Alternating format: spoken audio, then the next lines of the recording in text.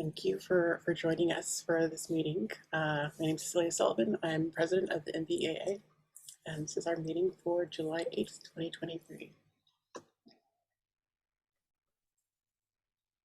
Okay, so we not having a meeting in person today, unfortunately,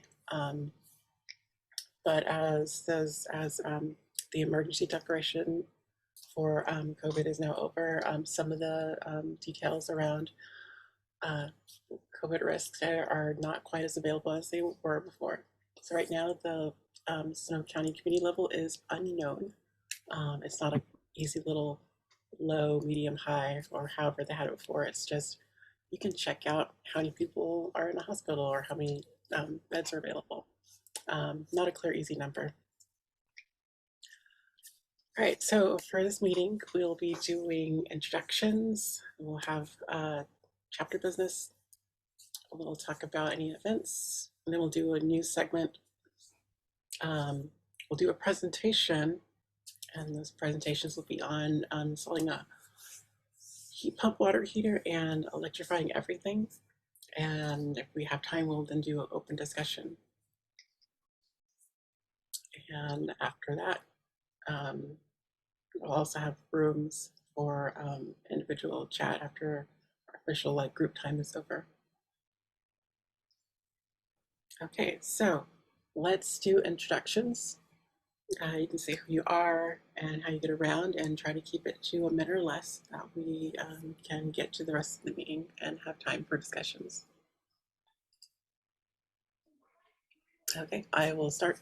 I said I'm Cecilia Sullivan. I drive a 2018 Model 3, and that's primarily how I get around these days. I will pass on to Jerry. I'm Jerry Glazer, and most of the time I drive my 2018 Leaf, but I just came back from driving to Morro Bay and back in my new EV6, trying to figure out how to make it work. And like you Tesla drivers, I think I did about 10 minutes worth of the driving and the EV6 did the rest. Thank you. Caleb? Sorry, I just went dark in here. So I'm Caleb Lander. I live in Orange County. I drive a 2023 Volkswagen ID4, and I actually have COVID right now, so I'm glad that it's remote so I can still participate. Thank you. Angel? Sorry, on the COVID. Are the kids okay? Yeah, I'm the only one who has it this time. So I'll do enough. We just came back from a 2+ week trip to Japan, and I got it essentially on my return. So yep. Okay. Mike, will I you next? All right. Hi, everybody. Mike Newell, Santa Rosa. I'm still driving my 2011 Leaf. It's the middle of summer, right? So I get 33% more range out of my vehicle. So like the gasometer is up to a whopping 30 miles now. So plenty of range to get to work and back. That's it. Great. Steve? Yeah, Steve Pierce, live in Sebastopol, drive a 2015 Nissan Leaf, and just helped my daughter get a 2021 Leaf. And so now we can switch out cars and I can enjoy the 230-mile range that has. And I have to worry about charging twice to go to the city. So that's nice. And she gets the used car tax credit. Russ? I'm not sure that you can hear me. Yes? Okay. My computer's acting funny here. I'm Russ Wigglesworth. I'm in Petaluma. I have a 2015 Kia Soul EV and an Aptera on reservation. Thank you. Ellen? Hi, everybody. I'm Ellen. I live in Santa Rosa and I drive a 2017 Chevy Bolt that I bought in 2019. And I love it. I still love it since the day I got it. Great. Brad? Yeah, I'm Brad Morrison. I live in Santa Rosa and I drive a 2004 Honda Civic Hybrid. Oh, and actually, Steve, I threw the link for the IRS used clean vehicle credit in the chat. If you are able to go through a dealer for a consignment sale, a used vehicle dealer, please let us know because I still haven't been able to find one for that. All right, thanks. David?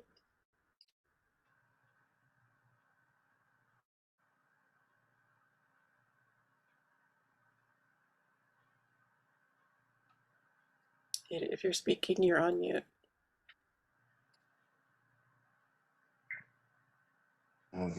Okay, sorry. The unmute is not cooperating this morning. I had to do an update of my Zoom, which that slowed me up here. I drive a 2017 Bolt, and I assume that's what the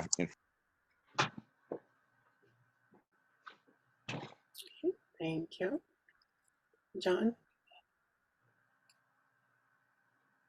Yeah, I'm John. I'm in Santa Rosa. Ellen and I converted a 1985 Toyota pickup, and it's still running. And it's running on a Nissan Leaf motor, and I'm driving it around. We just took it down to Nevada yesterday, and it's fun. Okay. Thank you. Sonia? Hi, my name is Sonia Carey. I drive a 2019 Tesla Model 3 and also a 2014 Chevy Volt. One's a sedan and one's a hatchback. So there's that when you're hauling things around, that sort of thing. Thank you. Mike?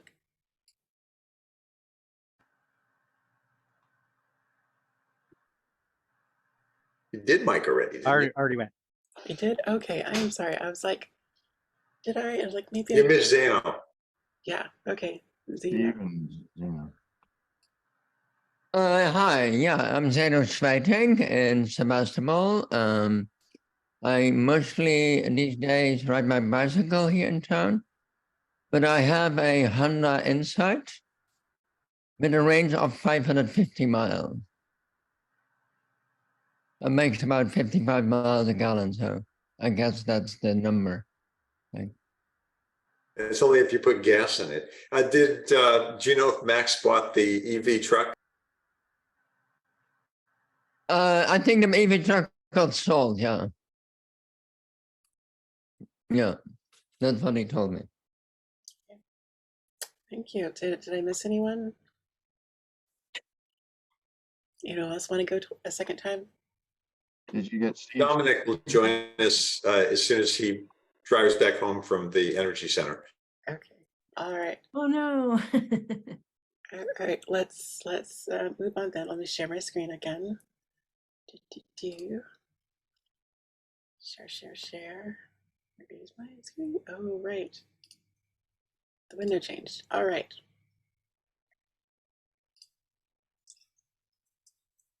Okay, so let's discuss chapter business. Okay, so the NBEAA, or North Bay Electric Auto Association, is a chapter of the Electric Vehicle Association. The mission of the EVA is the electric vehicle adoption, educates and advocates for the rapid adoption of electric vehicles. Our website is nbaa.org, and you can find lots of resources and news there. And also get in touch with us to stay informed for future meetings. So if you want to get notifications to meetings, you can join the NBEAA-Club forum. We send out 3 emails a month, a couple of emails for notifications of the meeting, and a third for a recap of the meeting. We also have a Facebook group. You can search for NBEAA there or find the link from the website. All our meetings are recorded as sometime in 2020. You can find them on YouTube, which again is linked from the website, or you can go to youtube.com/@NBEAA. And we also have the slides or PDFs. They're linked from the meeting entries on the website. And you can find the videos if that's want to. All right, so here are all the different emails that you can use. We have a discussion group. If you'd like to have more of a more frequent contact with members via email, you can join the NBEAA club group, or sorry, not dash club, dash discuss to have emails about discussions happening in the group. We have other groups to handle other functions there. And I will move on. So for the news portion of the meeting, we do appreciate crowdsource news. You don't see everything, and there are different perspectives that can come from different people sending in news and their thoughts on it. So you can send news items currently to the NBEAA-team at googlegroups.com. We ask that you send a link to an article and a few bullet points about what the news item is about. Also, you can send updates about events. If there's an event that's coming up, you can send that there as well. All right, so in the past, electric auto groups had picnics. I thought since we don't have a permanent place to meet, that maybe we might want to consider having a group picnic. We meet outside, we can talk about our cars. Is there interest in having this? You can raise your hand on Zoom and want to get a judge if this is something that is of interest. I can't see everyone, but yeah, okay, it looks like there's a few folks. Interested, takes a while to raise a hand. All right, so it sounds like there's interest, so we'll go ahead and try to do that for our next meeting in August. Thank you. We'll expect you there, Caleb. Could you hold that picture? I wanted to see that picture a little more. Oh yeah, this is from the 1916 edition of Electric Vehicles. You know what I'm noticing, Cecilia? What was that? Yeah, there I'm noticing, and this is something I'm really interested in right now because of what Ellen and I are doing with EVs, an EV group. That's a lot of women. Yes. That's just really cool. I mean, and I think that women are starting to get really interested in EVs, and I'm just curious about that. Is it because EVs didn't need to crank, or is it other things? I believe that they maintained a popular when gas vehicles came along because one reason is that they're easier to crank and wouldn't break your arm once you got it started. But they're also, I think they're also because they were cleaner smelling because they didn't have those noxious fumes. And they were marketed to women too. Yes, yes, yes. This magazine had ads, and a lot of them featured women. Yeah, that's so interesting. Yeah, cool picture. All right. Treasurer, would you like to speak to this? Yeah, and I'm hoping that Sonia can fill in more blanks. I'll just say the basic part, because Sonia actually went through the process. And by the way, I have not received anything saying I need to approve it, or any of us, so I'm not sure how it's working. But we're trying to get a reimbursement, and EVA has $6,000 worth of our money. And it's bill.com that we go through. And I didn't realize until you started, Sonia, that you start at nbea.org through resources and then work your way through. You want to fill in some of the process?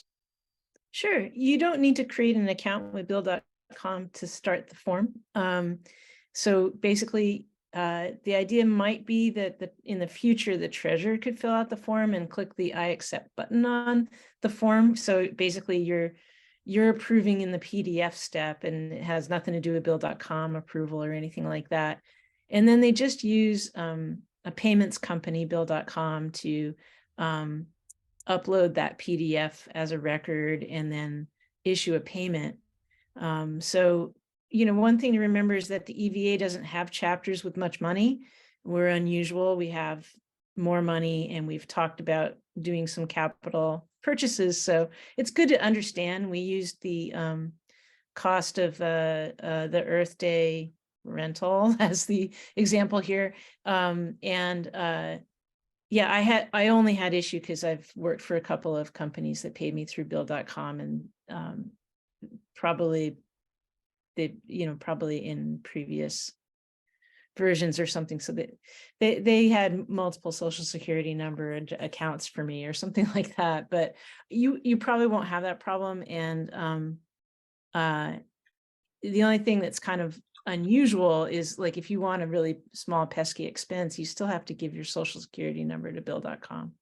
So one of the things that I'll point out here, we haven't confirmed that it works. We're trying to use an email that would send to the officers, so any of the officers could approve the payment, as opposed to using names. I have my phone number in here because we don't have a club phone number. That's not a bad idea to get someday too. We could probably get a Google phone number, have it send us an email. But I think it's already approved, so apparently it did work, Jerry. I didn't get paid, but I got it. It's in process. Well, that's kind of interesting, because I never saw the notification saying, will somebody approve this? So that's kind of weird. That was me saying to you, will you approve this? And then you said, sure. So in other words, there was an email you sent to me. You said, do you approve? And I said, yes, I do. Yeah, because basically bill.com is not involved in the approval process, nor is EVA. It's just something that we would do on the PDF. So, only people with EVA, an EVA account could get to the form and fill out the PDF, I guess, but it's not exactly that tight. That's one reason to become an EVA member, is that you can submit for reimbursement for expenses. There you go. Are you, I'm a little confused. Are you saying that any one of us could go there and fill it out and get approval from one of the officers to get a payment? Yeah, it's a manual operational step to just check a box on the PDF that says I approve. I'm the treasurer and I accept. It's this little gray area, the required approval section, and there's a little gray I accept checkbox. And so technically it should be the treasurer or the president who gives approval for expenses. So these expenses should be things that are associated with NBEAA activities. And so, yeah, you'll still want to reach out to treasurer or myself to get approval for the expenses. So things like donuts for meetings, or if you're doing events, those kind of things that would be approved. But to John's question, I believe, given the process that we've experienced so far, you could go on and say, okay, you're the treasurer and you approve, and then they'll send you a check. Yeah, and I think this is such an obscure process. I would suggest that the treasurer or president fill out the PDF themselves, check the box, put the name of the person in, and then the person who's going to be receiving that will get an automated email invite into bill.com based on the email address they give on this PDF. Yeah. And to be honest, if we're going to do it that way, and you guys do ask for reimbursements, I'll fill out the form and send it in as you just suggested. And I'll say, send a check, just give me the address to send it to. And this way it'll get there, unless people really want it deposited in their account. I don't think the EVA sends checks and they only use bill.com, but bill.com will send a check. But you do have to create an account on bill.com. I can't read the form right because it's too small on my screen. I thought it said that you can do a check Yeah, through bill.com. So you still have to create an account with bill.com, and you can designate that bill.com mail you a paper check. Well, but I'm seeing the check mark on here that says, please mail. It's the first highlighted thing, Yep. the button that's pushed there. So Yep. you mean that won't work unless you have a bill.com account? That's correct. That's how they mail checks, is through bill.com. So we can take it offline. We can talk about it, but that's kind of how they have it set up. So why this is available if you have expenses, you can get them reimbursed. Yeah. Okay. Cecilia, will we have a link to the reimbursement form on the NBEAA website? You know if that's planned? No. We could put it there, I guess. Well, all of a sudden, there's all this stuff. Yeah. I'd be concerned about checks and balances and who would do it. I don't understand how we protect ourselves. Yeah. Yeah, I'd say it's it's pretty unusual, and you should probably just reach out to the treasurer, and the treasurer will know where the most recent form is. Yeah. Maybe it's one of the top topics we can talk about on Thursday. Yep. Right. Events. Okay. So we've had this. We were trying to do a raffle for these hats for articles. We haven't had any entries. So pending receiving entries, we're going to put this on hold, and then once we start getting entries, and then we can start announcing some winners. So this will be the last discussion for this for now. I'm not going to change the due date, into the future. But hopefully one day some of y'all will be able to rock these hats. All right, news time. All right. Oh yeah, I was playing with this one. Huh. So SB 233. So this is the bill that would require bidirectional EV charging on electric vehicles by 2030. It passed Assembly Transportation Committee 9-4. And it drops the mandate on medium and heavy duty vehicles. So this is an update on this bill that we signed on to support. Oh, and also Assembly Utilities and Energy Committee hearing that may be on July 12th, which is next week.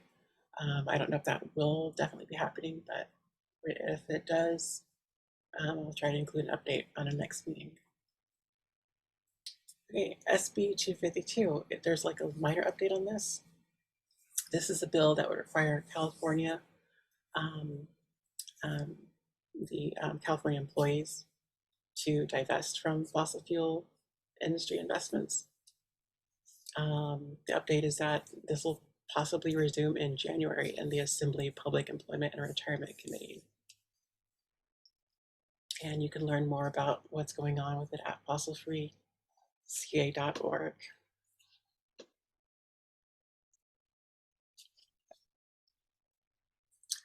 All right, so this is a report by the ICF Climate Center that if the federal government switched over all of its ICE vehicles in both the military and in civilian fleets by next year, it could save around $6 billion. And that would be over a 15-year period. So the way this breaks down is that for cost, if they're buying new vehicles, it would be $33.5 billion for EVs versus $30 billion for ICE vehicles. For maintenance, $5.5 billion for EVs versus $9.7 billion for ICE vehicles. And then for fueling, for EVs, that would be electricity, $2.5 billion plus $1.1 billion for the electric vehicle supply equipment, connections for actually being able to charge the cars. And for petroleum fuels, it'd be $8.8 billion. So between all those numbers, overall, they could save around $6 billion if they were to make that switch by the end of next year. that's not really like a realistic thing, but if they were able to do that, savings are there.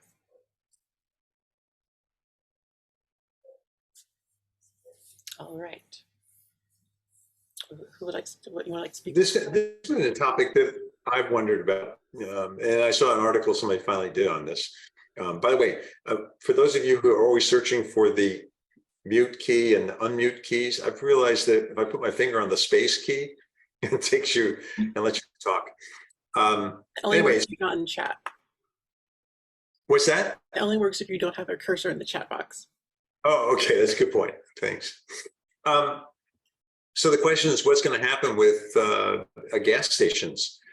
We need a lot less EV stations than we do gasoline stations because 85% of the charging occurs at home. But the forecast that they came back with, we need 60 times as many charge stations in North America between 2022 and 2050. That's from Wood Mackenzie. I was surprised when I saw this number, that there are already 30,000 fast chargers in North America. More than half of them are Teslas, obviously. And they're consuming a large amount of the grid capacity. So the grid is really the issue that they keep looking at, is how do we get the grid up to speed for fueling all of the vehicles. And it really is for long trips and not for in town.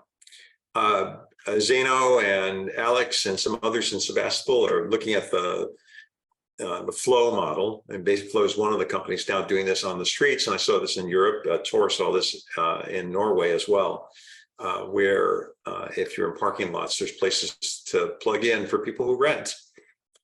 But the real question is, where will the stations be located? Now, the EV6, my experience is I need about 12 minutes to get 250 miles worth of range. And it looks like many of the newer vehicles are going to do about the same thing. So you need something that you will do for 12 minutes or 15 minutes. And every place that I'm finding them when I go on a road trip is in malls and out of the way. Rotten Robbie has a video, I don't know if I have the link to that, where they've been experimenting in San Jose, and they put high capacity charge stations at their stations, and they say they only get 2 or 3 people a day. So they've been very disappointed as to what's happening. So it's not clear that where gas stations are today are the places where the charge stations need to be. And so that's all, being worked out. And then over here, I had the one diagram, 2 diagrams, one showing how many stations and how they're ramping, how fast. That's the little vehicle there. And then the other one showing who has the stations and how many ports they have for them. So Tesla puts a lot more ports in than the other companies do. Electrify America typically puts in 4. Tesla seems to almost double that up in most cases. Anyway, it's something to keep tracking. If others run into ideas and thoughts as to where stations should go, I'd love to hear that too.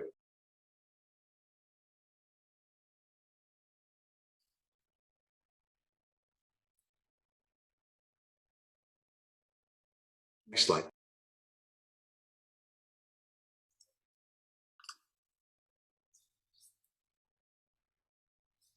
Another topic I've been interested in from the environmental work I've been doing was low carbon concrete. As a representative of the club, I've attended at the Citizens Advisory Committee for Sonoma County Transportation Authority. I got it right this time, David. And I heard, I wasn't at the one meeting, Dom took my place. And I heard one member talking about, how natural gas was the cleanest energy we had.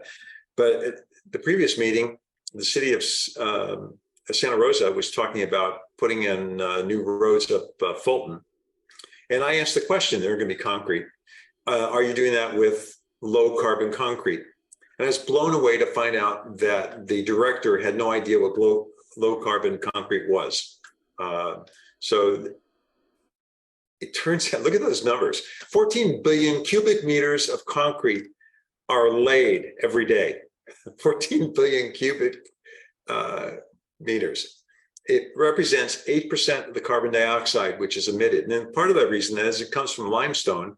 And limestone, if you take out CO2, you end up with calcium carbonate.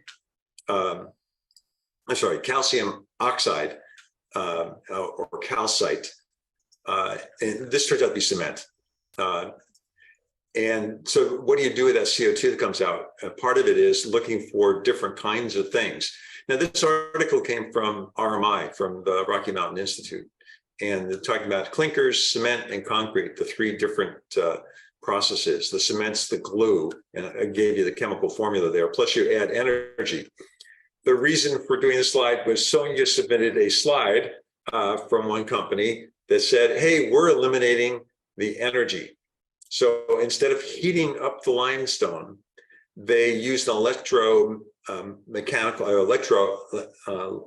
electronic process to separate the calcium oxide from the carbon dioxide, which takes about, I forgot what the number is, it may be here on the slide someplace, some percentage of the, 40% of the carbon dioxide, which is emitted as a result of burning, because it's the heat generation. So they're eliminating that. Their alternatives are now, instead of doing what the Romans did, using calcium silicate, magnesium silicate, there's a company here in the Bay Area that's using crushed concrete waste in order to get cement out of it, as well as the other aggregate that you need for that. Anyway, I thought it's interesting, and a couple of articles linked to that. Yeah, thanks for that, Jerry. I was thinking that I was just curious to hear from people if they thought that that partial low carbon concrete methodology, where at least you're taking the fossil fuel out of heating everything up and you're using renewable energy to heat everything up, is kind of like halfway there, or maybe 40% of the way there, as you've said.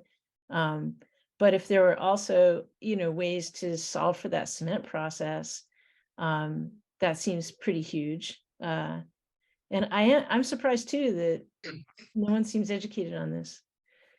And one of the other things, I was blown away. I actually wrote to their sustainability director, didn't hear back from them, saying, aren't you telling the various departments the things they should be looking at? We have a sustainability director in Santa Rosa, but clearly they're not educating the staff. I think at least at the director level, you ought to do that.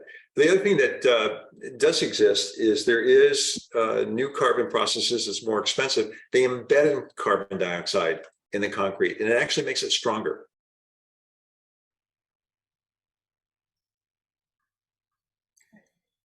We can go to the next slide. Okay, so this is a slide I put together. I know we've been chatting a little bit about it in the chat here, but so I want to talk about the PG&E pre-owned EV rebate program. And this is essentially for PG&E customers who have purchased or leased a pre-owned EV. And something neat that I learned when I was diving into this is that each individual applicant may actually receive a rebate for up to 3 different vehicles during the full life of this program, which I thought was cool. And in addition, a household, meaning the same residential service address, can receive up to 3 rebates for vehicles purchased or leased in the same year. And so I was really happy to hear about this, because it essentially means that people in an apartment or a mobile home are able to apply for this as well. So yeah, essentially there is the potential for up to 3 rebates per lifetime for a person, or 3 rebates per year for a household, which I thought was kind of a neat detail about it. And so the vehicles that are eligible for this program are the battery electric vehicles and plug-in hybrid electric vehicles. I thought it was interesting, though, that hydrogen fuel cell vehicles and electric motorcycles are not eligible. But then on the what side of it, so there's essentially 2 different rebate options depending on your income level. The first is the standard option at $1,000, available to all PG&E customers. And then the second is the $4,000 rebate, which is available to people of certain income levels. And there's kind of two options. You can either qualify by showing proof of enrollment in a qualified public assistance program, such as CalFresh or Medi-Cal, or you can qualify if you meet the annual gross income limits for your household size. And if you go on the website, they have a quick little income calculator table where you can see if you qualify for that. So basically the win of it, you need to submit your application within 180 days of purchase or lease in order to receive this rebate. And I wasn't sure like what the rebate exactly, how it came back to you, but essentially they mail you a check for this rebate, which I thought was great. And you'll receive that within 30 days of approval. And where is online if you go to the How to Apply tab on their website. And under that tab, they also list all the required documents you need in order to apply. And I know, Sonia, you recently helped your mom with this, right? So you might have some more insights. Yeah, it took 2 hours, start to finish, to gather up all of the documents and upload them. And, part of that was just kind of walking through, how are we going to screenshot this large sales and purchase agreement and turn it into an electronic document, that sort of thing. And, it wasn't too hard. My mom does not file tax returns. And, in our county or in the state, or the way PG&E has set this up, you can make I think it's a single person under $70,000. So, if you're retired and you're, not really pulling in a lot of income, you can pretty easily get yourself into that rebate plus option. So we figured that was $2,000 an hour that we made. And we made one mistake on the IRS form, that we didn't use their form, we used the IRS's form, and that was wrong because it wasn't filled in properly. So if you don't make that mistake, you'll breeze right through it, I think. And I can let you know, like, I think she's going to get kind of an initial approval and be in that 30-day period next. So I can let you know if she gets that check the way we expect. Yeah, that'd be great. I was excited to learn about this program. So pretty cool.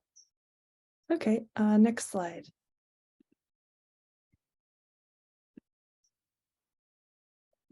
Okay, so this, my dad and I, John and I, recently took a road trip up to Oregon and in our Bolt, and I just wanted to share a little bit of an update of what we experienced at the charge stations where we stopped, in case that's helpful to anyone else. So essentially both ways were about 350 to 380 miles. And my Bolt has about a 260, 270 mile range. But there was like a lot of, elevation climb, etc. And there were 4 people in the car. So our whole family went up there. But anyway, our first stop heading north on the left here was in Anderson, which is just south of Redding, at the Electrify America station. And this was actually the most difficult one for us because there was a huge lineup of cars at this station of people wanting to charge. And what we realized is that because a lot of the newer cars have, the free certain amount of number of years or whatever with Electrify America, it's just often a very busy place, especially on like a Friday, which is when we were driving up. So anyway, just something we kind of needed to think about for the future is whether we wanted to go to Electrify America, given the free charging for certain vehicles. I have the free charging, and you're absolutely right. I mean, I found 3 different manufacturers with people lining up because it was free at Electrify America. Yeah, it was quite the lineup. That's nice. That's my experience as well. And one of the reasons I use it, because it's free. Very cool, yeah. But we did meet a lot of neat people there, so that was the plus side of it. The next stop was in Weed at the Comfort Inn. There was just a single charge point there, very easy to, it was available and working really easy. We had a great experience there, but unfortunately there was only one, so there's that limitation. And then next we got to our Airbnb in Ashland, and we had contacted them prior to see if we could charge overnight, either 120 or 240 volt.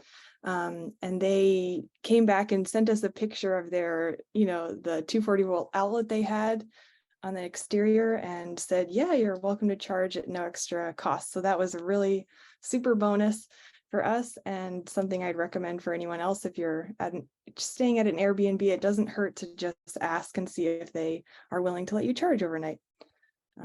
Yeah, and I'll hand it over to you, Dad, if you want to do the southbound route. Okay. Yeah. And one of the cool things is that we have a portable EVSE that has a 1450 plug, and so we just put that in the car, and that made it possible to charge there. That was really cool. So on the southbound, right, we went down the river, which was really cool. That's a whole nother story. At the Rogue River, so we went over near Grants Pass, and on the way back, we charged at an Electrify America station in Grants Pass, and that one there was one person there when we came. There were 4 units there. They were all working. One of the interesting things is that it depends on time of day, I guess, and who's driving as far as this goes. The PlugShare app was somewhat helpful. It was kind of, it told us generally if there was a lot of people there, but sometimes it was inaccurate. In fact, sometimes it said there were more stations than there actually were. But what we found in general with the Bolt, and this is something I wanted to kind of have other people that drive Bolts, give feedback about, that we would plug in regardless of what station. Like the station, some of them would say 350 kilowatts, some would say 150. Some of them were older that were probably limited to 50 or 60. But we always ended up starting with about 50 or 52 kilowatts, and then as soon as it got close to 80%, it was tapering down to almost 20 kilowatts in the Bolt. And I just wondered if other people had a similar experience with some of this. Is a 2017. So I know, David, you may have that as well if you're still here. Yeah, no, it definitely slows down. I would think sooner even than 80%. But yeah, it's almost as soon as you start, it just slowly tapers down even. That's right. 50%. That's right. And I wasn't sure if it was because of temperature, because we were like on the way up when we went through Reading, we were at, or was it hot then, Ellen? No, it was hot on the way down. We had 107 degrees in Reading on the way down, and I wondered if that was partly, if the temperature of the pack affects that. But all those things are something we're learning about the car. We definitely don't get more than 50 or 52 kilowatts going into the car, and then it tapers quickly. So we're finding that more frequent charging is useful, in that we get a lot faster charge when we're more depleted, even though it takes time to stop and charge. But on the way up, we noticed that there was a free charger down near Wairika. That's this Hornbrook rest stop, and that's in California, just south of the border a little ways, at a beautiful canyon next to the river. It's a rest stop, and we found that the Caltrans rest stops offer free fast charging. So it kind of made us excited about the idea of just trying to get free charging on a long trip, wherever we could go. So we decided to stop there on the way back, and we got a kind of a reasonable, maybe half charge there. And you can see the picture. There were 2 chargers there. One of them was not functioning, and it did say so on the unit. So, but no one was there. Beautiful place. We just sat under the, at the rest stop and used the facilities and rested while it charged, and then took off again and got down to Reading, where we at the Sundial Bridge there. There's a lot of, I don't know, I don't have to get into the Sundial Bridge, but they had a collision on one of the chargers. It took out 2 of them, 2 of the charge units. And so two of them are still available. We found them both active. Hard to get that information from PlugShare, but it's actually true that two of them were working, which is really nice. And going to the Sundale Bridge was really fun. It was great. There's also a place to get smoothies and eat there. Beautiful park. And the water is freezing cold in the Sacramento River. It must be because it comes out of the Shasta Dam. Literally, it was very cold. So the 107 degrees and the freezing water was a nice contrast. Anyway, free charging there at that rest stop, and then down to Sundale Bridge where we got another one. Then we stopped we felt like we could get all the way home from the Sundale Bridge, but it was a little iffy in my mind. So we stopped again at this Willow, the rest stop north of Willows. It's actually named Maxwell, the Maxwell rest stop. Okay. So yeah, just a little north of Willows there. I guess it's called the Maxwell. Okay. And we noticed that now that it's got a wrench on it when you look at the map now. I think that what's going on is they're doing some maintenance on the rest area, and people, the actual charger is still working, but you can't get into it because of cones. But we got in. The unit was just sitting there, looked like it was kind of dusty and old, and hadn't been used a lot. We went around to the other side and couldn't read the screen. It was evidently overheated in the sun because it's a sun facing. And as soon as we stood in front of it for a while, we could see the screen and actually operate it. So we charged for a little bit. That was free. And then we got home, we went over Highway 20 as it was the recommended route. And I like that route. It's not a problem as far as, climbing and descending with an electric. It seems to kind of balance out pretty well. We got home with 60 miles. So we were all happy. Well, you might need the EV6, because my experience with the EV6, there were a few experiences with it on a road trip. One was it preconditions the battery if you tell it where you're going to charge. And so there's no waiting. It starts at, Dom's seen this, at about 240, 260 kilowatt. And when you get to 90, 94%, it slows down to 90 kilowatt. Wow. So when I was parking at my friend's house, I was doing 1.3 kilowatt, and I'm going, well, I think I'll go around the corner and plug in and top off before I leave. So when we were in Anderson, there were so many vehicles, like Ellen said, and a couple of Mustangs, Mach-E's. There was a Ford Lightning that was carrying a big boat, and other vehicles, but most of them were fast like that. They were plugged into the 350 kilowatt unit or 150, and they're getting the full, they're getting as much as they could, and making us feel a little bit old fashioned with our Bolt. It was just funny. Zeno has his hand up. Yeah, I had, I think, two questions. One was, were these all the choices you had? So you had to go to these charge stations, or were there many choices along the road and you picked these? Yeah, there were a lot of different options, and we just decided to pick these. We kind of wanted to try different chargers on the northbound and on the southbound, just so we had a feeling for what we liked or what worked.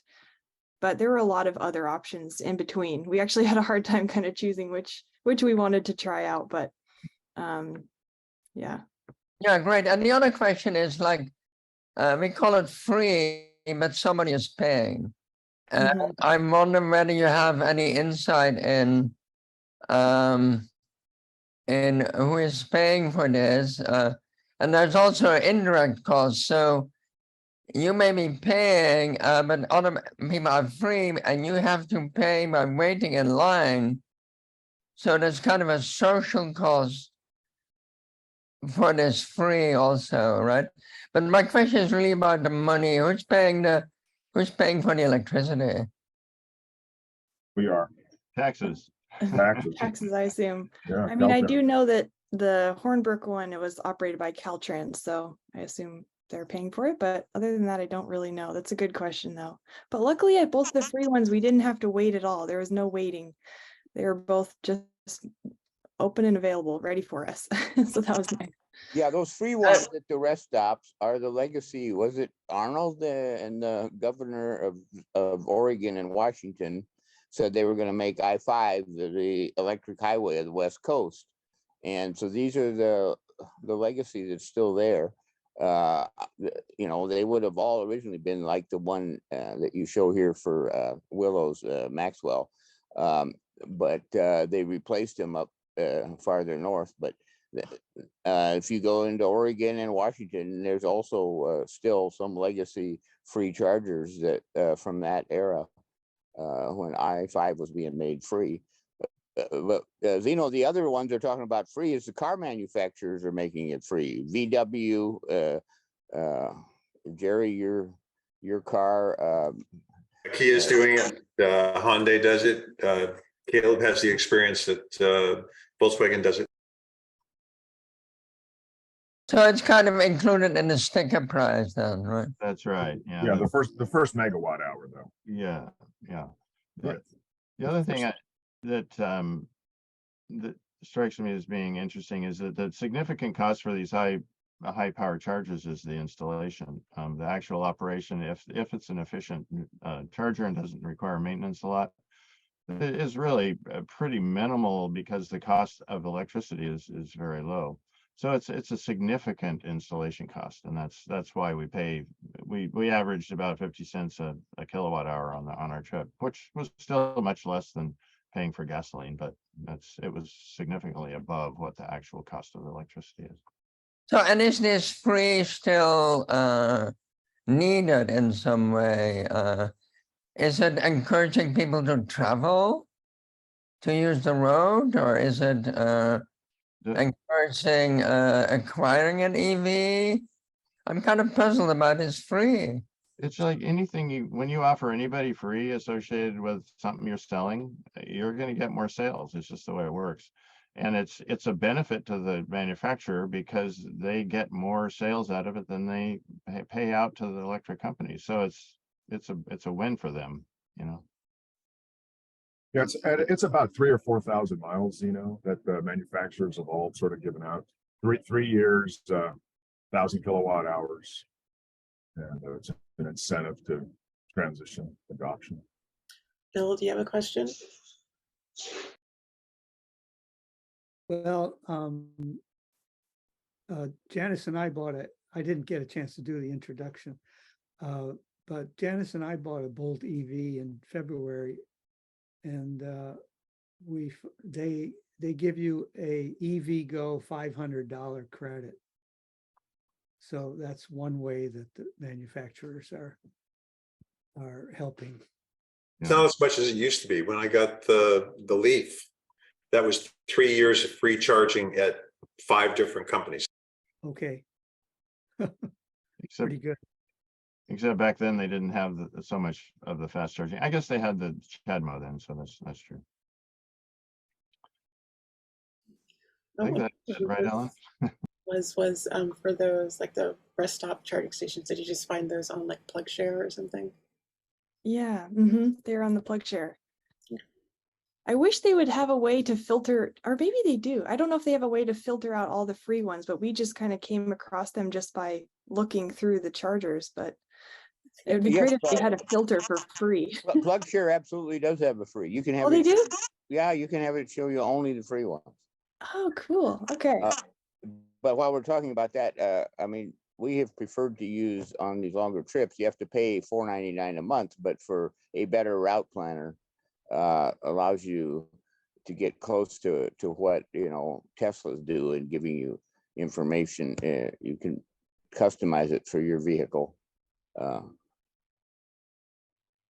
Yeah, I've used that a few times with when I had my BMW i3 because it was really critical that I had several options near me because I really didn't have the range to get anywhere too far, and a better route planner was really useful. It was really handy.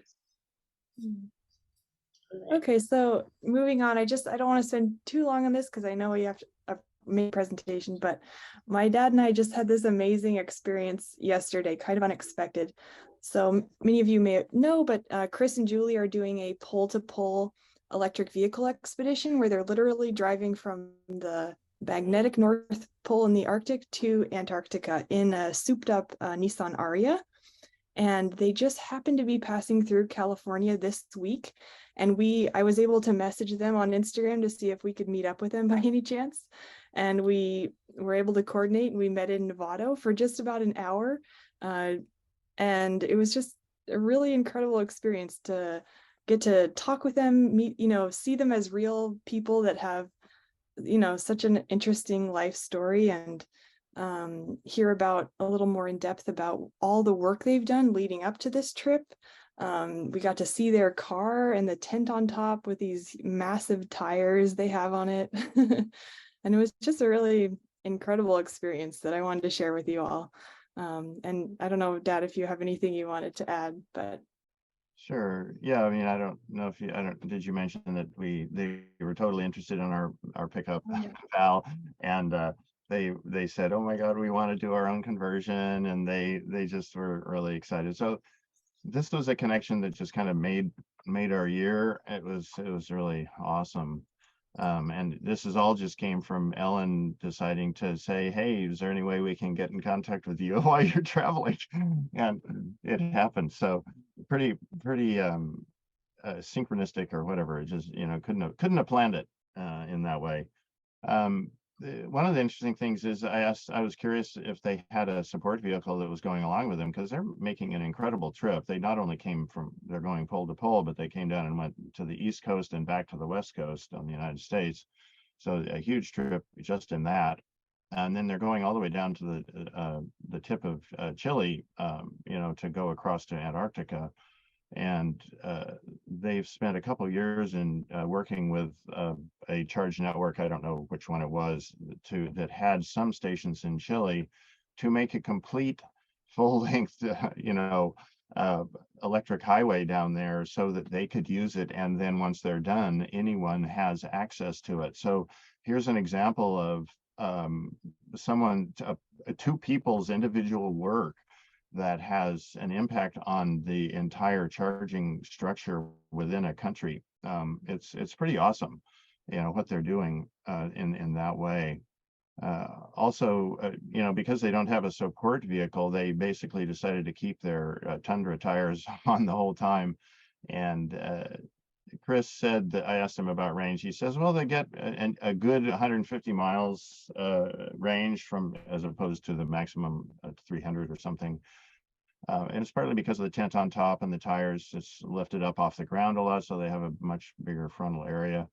But they said it was okay because that was about the distance they like to travel anyway between charges.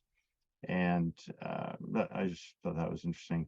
They do have a support vehicle on each of the poles, on the North Pole and the South Pole, that carries, actually on the South Pole, they're going to have a full front suspension replacement. I think maybe a drop in, drop out kind of suspension thing, because they did have a mishap in the Arctic, the north section, where they hit a rock that was hidden in the snow, took out their front end, and they did have some replacement parts there. So I guess it's kind of essential to have a support vehicle on the other end. Also in the southern, the South Pole in Antarctica, they're going to have a full blow up tent that surrounds the vehicle because it'll be in summer and they'll have 100% sunlight, all day, 24 hours a day.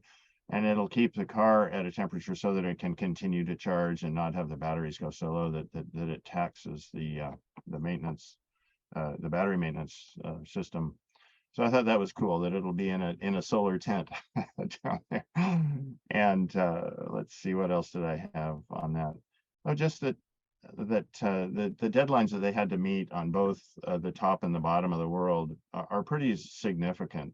Evidently, the ice bridge from the 1850 North Pole, there's a magnetic North Pole moving around right now. It's in a place where it would not be possible to travel from the magnetic north down to the south because there's water there.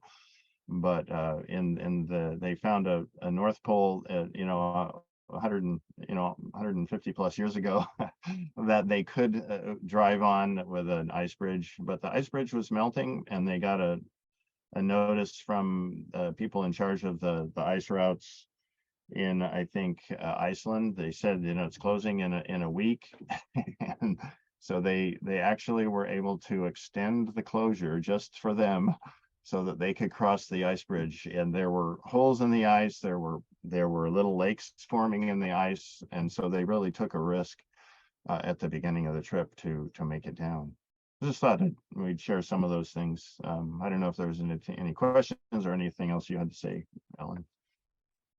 I think that's all. But yeah, if anyone wants to talk to us outside or after this, we'd be happy to share more. Okay, next slide. John,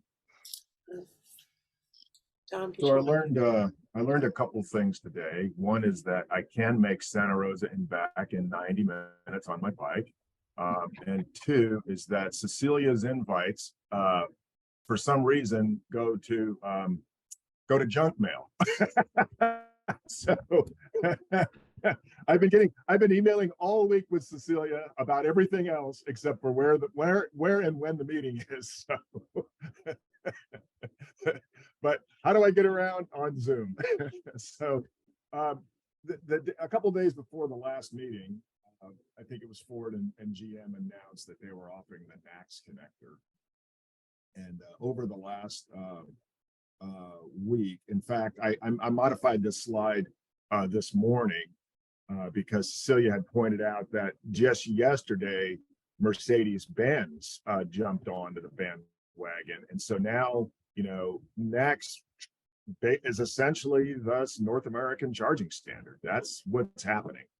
All of the major manufacturers in the US are now supporting a NACS, and all in sort of the same way, meaning that they're going to have an adapter, and in 2024 and then in 25, they're all going to switch over to the actual Tesla connector.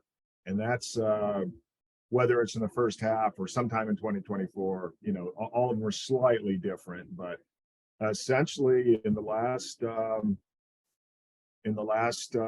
6 weeks, Tesla has done they basically gathered everybody up and says we're cutting over to NACS and we're doing it in 2 years.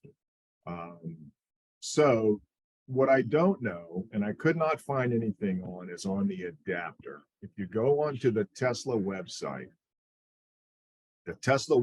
has indicated that in California, I think it's Santa Cruz and maybe somewhere in Southern California, I think, those have what they call the magic dock, where when you are a non-Tesla person, you go to the Tesla app and you say, I'm a non-Tesla person, and the Tesla connector on the magic dock grabs a CCS connector for you, right built into the supercharger. And then you plug that magic dock directly into your car. And then underneath the hood, the comms the software is all 1772 anyway. So it speaks directly to your car. That's not the issue.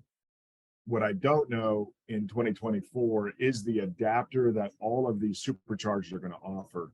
Is that the magic dock, or are the cars going to be shipped with that old style NACS to CCS adapter? I could not find anything of that. The magic dock is not widely available.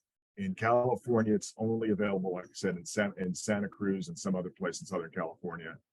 It's more available in the Northeast, up in the Boston area.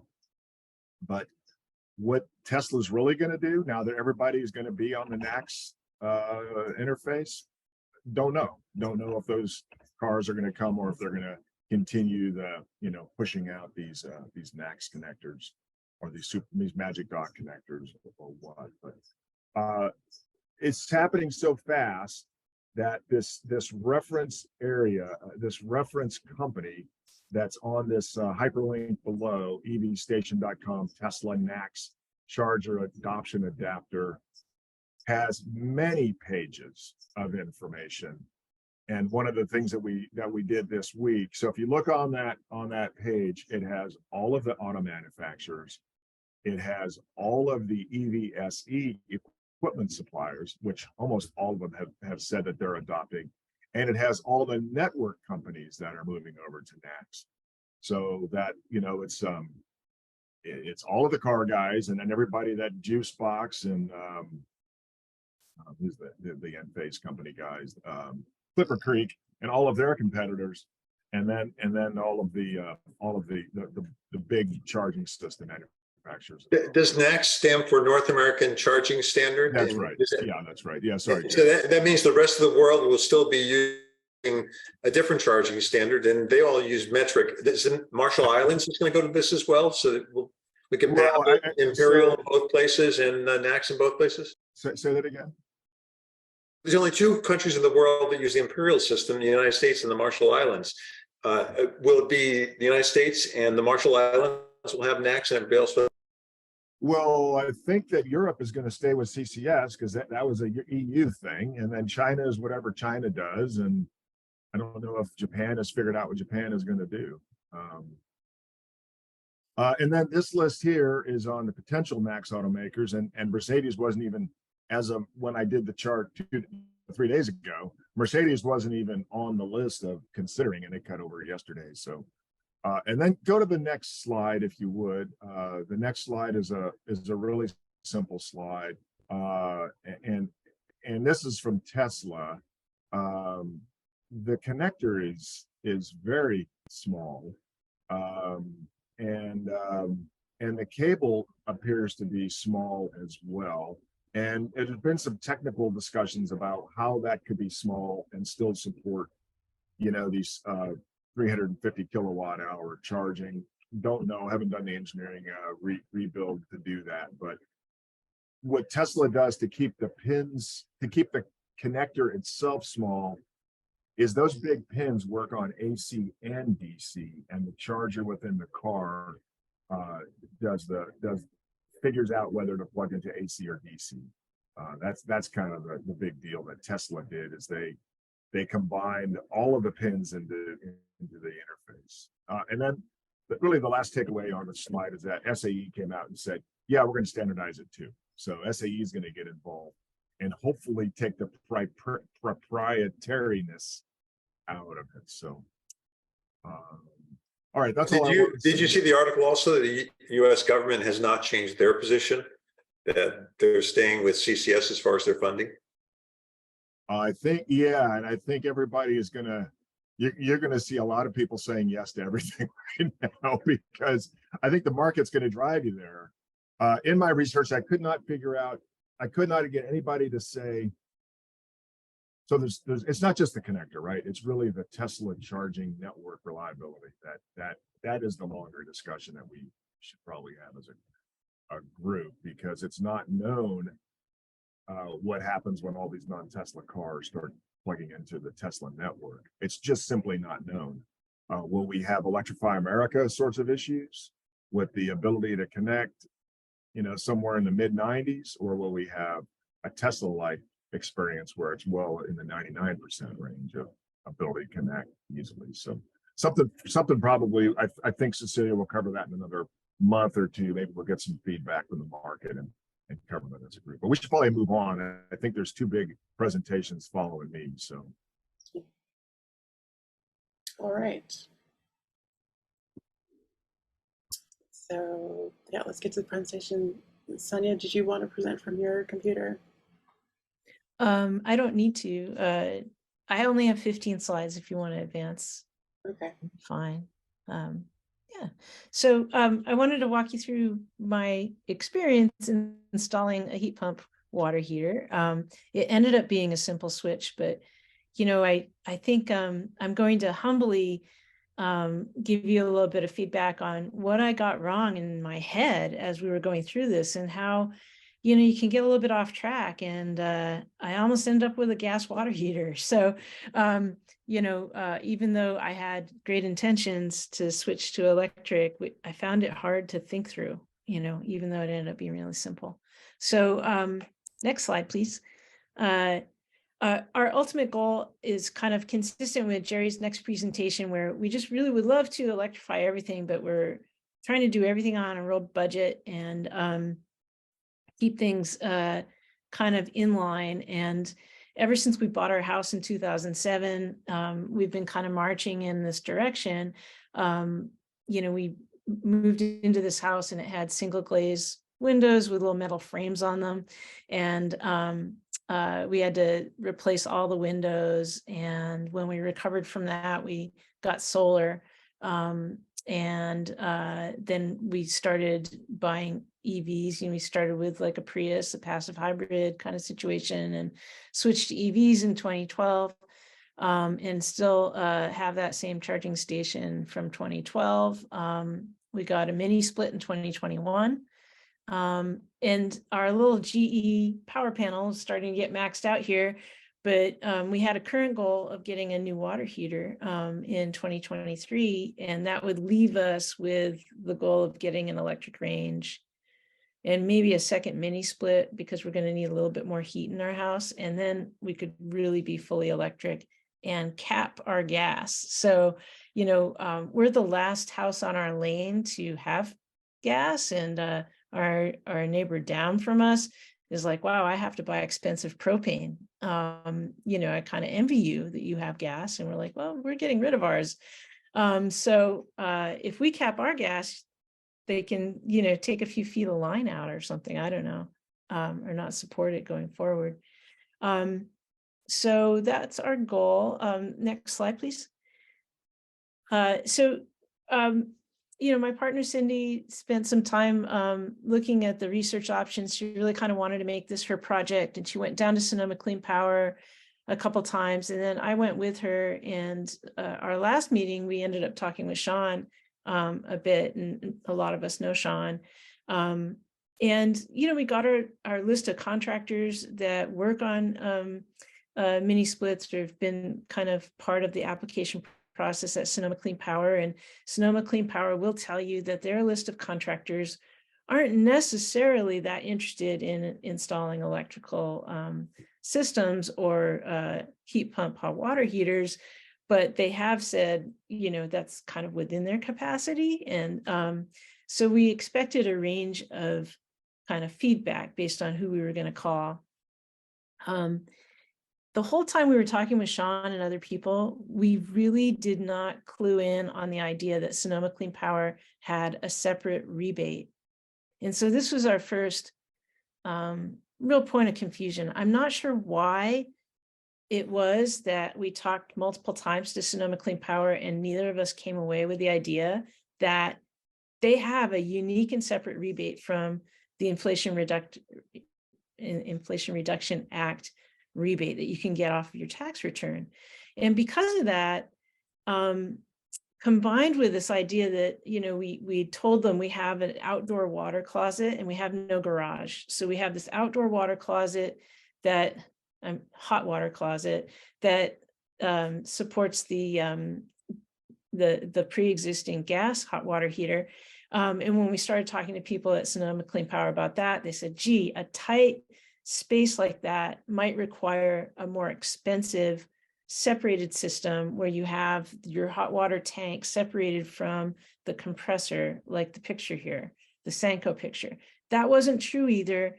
Hot water closets are much simpler than that. You can vent them and duct them properly and use them with the more inexpensive heat pump water heaters. So two things that we were really off track on, and we were kind of came away from those meetings saying, gee, we don't really want to commit to electrification if it's going to be like, you know, 10 grand or something like that to get hot water. So please don't make the mistakes that we did. There is money available through Sonoma Clean Power, and it's a little simpler than you'd think. So next slide here. We did learn a little more about how heat pump water heaters work, and this is not news to most of you. You know, we learned that there's basically a big compressor fan on the top that is kind of efficiently heating water from the ambient air temperature, et cetera, at the top of the tank. And then in addition to that, there are resistant heaters or resistive heaters in the mid space and the lower space that can be enabled so that this whole thing can regenerate hot water very quickly and recover really quickly. So the word hybrid water heater is used sometimes because there's both the heat pump on the top and these little resistive elements, which I think of as being like a demand water heater type coil inside there somehow. And those resistive elements are also all electric. So the hybrid means two methods of electric heating. And in this case, you can turn off those two resistance heaters if you want to and just run it on heat pump only mode, et cetera, because that might be the slightly less efficient way of heating your water. But in combo, it'll get everything done right for you. Now, plumbers are kind of set up to make families happy. And plumbers definitely want to talk with you about what is it like in your household, how many people are there, how much hot water do you need, and how can you have like that nice, convenient American life. Now, a lot of us on our meeting today are used to kind of thinking about efficiency over comfort, but these things can make your life very comfortable. So that was great. So the last thing I wanted to point out really quick is that upsizing this water heater is often recommended because the amount of water that is heated is then going to be kind of sitting there in reserve for you. And then also they're going to suggest that you right size it to the home size and not maybe your family size. So we're a family size of two people, but you know, there could be 4 people living here at some point. And actually in June, we did have 4 people living here and it all worked great. So we upsized to a 50-gallon water heater, which would be kind of probably the normal heat pump water heater size, I would guess. Yeah, I see Jerry nodding. Thank you, Jerry. Let me know if I say something, anything that's like really incorrect. So, the only thing I was going to correct you on one thing. The what's that? electric portion isn't really on demand. If you really had on demand, you need 50 amps at a minimum in one circuit, and most often 2 50-amp circuits. But what it does is it heats up the water much, much faster, like in 15 minutes to fill up the whole tank. Got it. So yeah, an on-demand electric water heater might be a good solution for someone who has like a very infrequent use space, like you know, they've got a cabin in the woods and they go there once a month, or they've got an office that they don't visit very often, but it does require that 50 amp. And we didn't find many people kind of talking about doing that. You know, they're like, well, why not gas on demand then? You know, certainly, I guess we're all kind of focused on heat pump water heaters. Sonoma Clean Power is really focused on heat pump water heaters because it doesn't spike the need for the electricity in that. I don't know how you say that, Jerry, but in that moment, there's a lot less electricity needed. Well, one contractor friend was talking to one client, and they wanted to upsize their panel to 400 amps in order to have on-demand electric hot water heater. Yeah, so they were probably off track on a couple of points there, right? Yeah. Okay, so getting the bids. So this was like kind of a crazy circus, but first we called one of the biggest contractors in Sonoma County that's used to doing really big commercial projects, and the guy who talked to us recommended a gas demand system with recirculation for the best efficiency. And, you know, he didn't know how we could possibly, you know, choose anything else. We had him write everything up and everything was incredibly expensive. And so, you know, that just is what it is. We see these trucks driving around. There are a couple of companies, I won't bother mentioning the company names here, but just because they drive around and do a lot of business, they may not be a great residential contracting solution, is what I learned from that. Smaller contractors were recommending just a direct replacement of a gas water heater. It's something that they've done in the past. They know how to do. They see the gas coming in the closet. They want to put another gas water heater in. And it was in the mid 2000s for those kinds of things. And so we said, okay, we forget inflation happens. We thought a gas water heater was going to be about $1,500. We were so wrong. So, okay, we're talking about 2,500, something like that. And then another contractor said, I can get you into a heat pump water heater, and it's going to be about the same as gas, and you're going to love it, and it's going to be great, and you're going to pay a monthly amount on your PG&E bill. And we didn't fully understand. And we said, can you just write it all down for us so we understand it? And he didn't want to write it all down. So we ended up moving on to a fourth contractor. And that fourth contractor was the one we ended up with. And he just was able to answer all of our questions and explain that there's, Inflation Reduction Act money that we understood that would come out of our yearly tax return. And that also there was a Sonoma Clean Power rebate that we should expect to get within 6 to 8 weeks, according to their website language. He was very careful to say he didn't know exactly what, how things worked at Sonoma Clean Power, but he'd helped people get rebates before, and that this money was available. And when we applied that money to the situation, a light bulb went off over our heads, and we were like, oh, we can afford, to just do this heat pump water heater situation. And so when we did all the math, it really ended up being about the same as that kind of mid 2000s gas water heater price. So we didn't even have to pay extra to get to electric.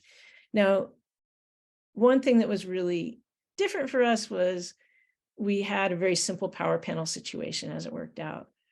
So this was our clarity moment. We finally got kind of oriented, and I am going to share this with Sonoma Clean Power. So if there was anything that they can clean up and improve around, their messaging to people, I mean, maybe I was just kind of a unique situation and they thought I was oriented when I was not. But I'm going to have a chance to talk with them on July 18. And so I'll give them this feedback, and hopefully, they can help people in the future. So next slide, please. Are all of my images missing, or just some of them, or maybe not? I don't know. I do have some images. They were there when I looked, and I went through the presentation. I don't know why they're not showing. Let me see. Let me restart this. I did the reduction on your images, but I double checked everything before I did substitution. Yeah. Oh, yeah. Oh, it's just that one. Sorry, Cecilia, I might just be disoriented on that one slide. Dominic and I have both run into this with taking PowerPoint and dropping it into Google. I ran into a bunch of things. It changed the colors, it changed the animation, it changed the fonts. Yeah, all that happens. So anyway, we have a nice electrician who's worked on getting us our mini split power. And I said, hey, I've got this like weird, laundry 240 volt laundry plug that's sitting in an extra closet off my bedroom. And he goes, I'll check it out. And it was live, and it was associated to a dedicated breaker. And so he was able to use that dedicated breaker for this heat pump water heater project. Our best guess is that the bathroom next to this closet had a jacuzzi tub because it said spa on it. So there might have been a jacuzzi tub indoors at some point, but the cost to pull the power to the hot water closet was $800. So, again, we were in line with a, with a really inexpensive price. Your mileage may vary a little bit, but we had no power there, and we were able to pull the power off the panel pretty inexpensively. So next slide, please.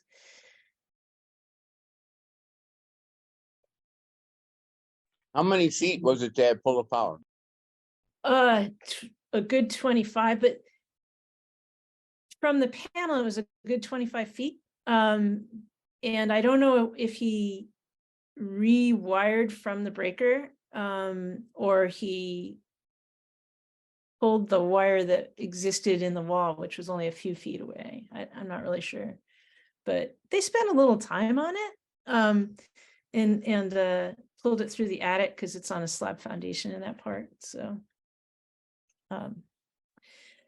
I was being really warned that heat pump water heaters are a bit noisy, that they're a little different from a mini split. They are, as I understand it, a much smaller fan. And I will tell you that there is like a slightly high hum sound to it that is different from a mini split sound.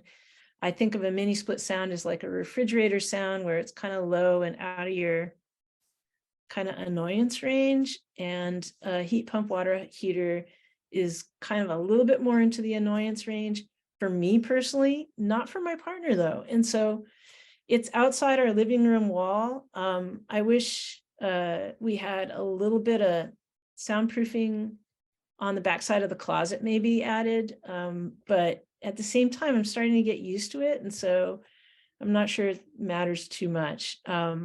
What I shared with Jerry is it doesn't run that often. And so that, I don't know if that'll change when it gets much colder, but you can kind of schedule it to cycle at times that are less important to you. You can turn it off in a second using your app if it's just you want to meditate in your living room is kind of the thing here. It's not one of the five most annoying sounds. So that's what I decided. The next slide, please. So you get to see this great little hot water closet that's our previous owner built so that they could move the hot water outside the laundry room probably. And they did a great job of thinking this through. They bolted the door on to the front. And so I think I got an original bid from the contractor thinking that there was going to be something really hard to do here, but you know, he and his guys showed up and they were like, oh, we can just remove the whole door and slide out this gas water heater, which you're looking at today, and slide in a slightly larger heat pump water heater. So on the upper right side, you see that there's kind of like I think they call it a fuse disconnect, 30 amp service that they put on. I'm not sure if that was required, but it seemed like a good idea. So the wiring has been brought in at this point, but the old gas water heater is sitting there. And then next slide. If that fuse disconnect is required, I went through 2 building inspections and I don't have it, and neither one said a thing. There you go. Yeah. I had a feeling it wasn't absolutely necessary, but there it is. And so this guy has probably a lot more insulation on it, and it's 10 gallons more, so it's 50 gallons. It was not a big deal to add it in. And you can see that they decided to kind of bring the air in from the left side. So the left kind of silver puffy stuff is ductwork that sucks the air from the outdoors directly into this little heat pump area. And then the right side is another vent that pushes it out. There's also a couple of ambient vents down low that were there before. So the whole thing just runs. For some reason, it's a little bit more humid than the mini split. I noticed it drips a lot more when it runs and stuff like that, but it's about the same. It has like a couple of little hoses going out as well. And I doubt very much you needed either one of those ducts. That since it was outside, venting the cabinet was more than enough, because I have one down in the garage with no ducts, and I have one under the house with a duct to blow the cold air outside, just so that the warmer air didn't get cooled. Got it. Yeah, so if you have a 10 by 10 space or more, you don't have these requirements. When you have less than 10 by 10 space, I guess they follow the letter of the law and they do all this ducting and venting. But got me. There's a tiny, upper duct from that vented the gas water heater. And it goes through 2 layers of roof, because there's a little water closet roof, and then there's the actual roof of the house hangs over it in that spot. And he said, I'm just not going to mess with that. I'm going to leave it alone. And so, getting this all figured out didn't look hard, but it's just a creative step that your contractor is going to look at it creatively and go, how about do it this way? So he pulled the air in from the left and pushed the air out from the front. This is the front of our house, and it's starting to look a little bit robotic. And so we'll have a little bit of a zoom out, but things are starting to get a little mechanical looking here, but what can you do? Well, you're not having the choice to put that cold air in the house this hot weather. We don't have that choice. I talked to him about it, and it just looked like, I don't know, it's a little bit humid. I've never put it up in the attic like that. Do we really want to do that? It's going to take a little extra effort. And I just didn't push him on it. So the flip side was, in an earlier presentation many years ago, Andy Ferguson was talking about his hot water heat pump. And after he installed it, he put a duct from his attic down to where his heat pump was as the input, because his attic was always hot. There you go. So he was using it as input. Yeah. Well, I do have a kind of a funky thing. I think the next zoomed out view will give you the idea. Okay, so this is what I'm talking about. Things are getting a little robotic here. So I've got like the mini split just under our picture window, and then I've got the water heater to the right of it. And then just to the right of the water heater is a transition in our house from house to converted garage. And so we've got 2 different attics that we could access from this point, I suppose, if we did a little effort.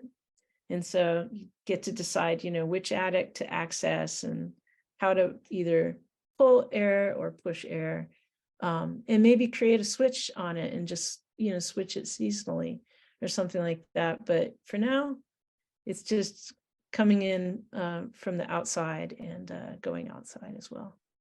Well, you got 2 attics. You could get the hot air out of one and blow the cold air into the other one. There you go. There you go. Yeah, absolutely. Because one of them's more Western. But we couldn't be happier. It's really easy to live with. So that's kind of the construction side of things. Next slide. Then you get to software, which I understand a little bit better. So Ream and Rude are kind of like 2 different brand names for the same company that started in the 1960s. I think it was in Ohio, so it's kind of an American company. I told Jerry I was going to get a Rude heat pump water heater, because that's what contractors like to sell you, because they're not available at Home Depot. But it turned out they'd run out of Rude heat pump water heaters, and I got a Ream heat pump water heater. So I think Jerry and I have the same one. It is the same one. And it comes out of the same factory. So it has a couple of modes, and the mode names are not super understandable, but heat pump only is an easy to understand one. It's the most efficient probably, and has a little bit slower recovery. So I think we do like a little bit more recovery than that if we're taking back-to-back showers or doing a couple things at the house here. Energy Saver is kind of a good choice for heat pump plus resistance mode. If the hot water gets all the way down to close to empty, the resistance heaters will kick in just those moments. So it's probably not too much extra energy expanded there. expended there. And then there's the high demand mode, which I thought I might use while we had house guests, but I never bothered because we never ran into an issue. I kept asking people like, did you get a good hot shower? And people said, yeah, you know, I got a good hot shower. Didn't ever notice a problem.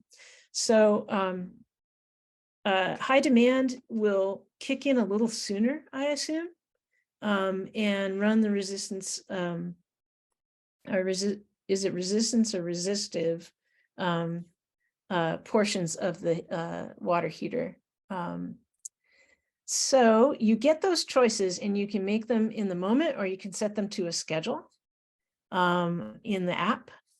And I do think it would be really interesting to find out if anyone has any clear guidance on settings or temperature for, you know, being the most ecological possible, or, you know, having the most energy saved possible. Right now, I'm just assuming they're all pretty relatively efficient. And so maybe those choices are really fine tuning. But as soon as you get full control, it begs the question, like, how should this be set up, you know? And it may not be that important moment to moment, but for any particular household, but, you know, if 1,000 of us set our water heaters a certain way, it could, you know, maybe we could make some impact, I'm not sure. So what I did, I think I have on the next screen here, is I kind of mildly cycled it a little bit to go up in temperature at 7 a.m. and then back down again mid-morning, and then go up in temperature before my 4 p.m. cutoff. And, you know, just run at a time when the electricity is a little bit lower, and back down again. And I don't know if 2 degrees means much. So, you know, could have been 4 degrees or something. I think, the contractor said, if you don't exactly know what temperature you like, you could set it to like 125. And I just kept going down from there based on some of Jerry's early guidance, and found like it's still comfortable. So I ended up between 122 and 120 there. Sonia, did you try any just pure heat pump only? Because that would turn off the resistive entirely.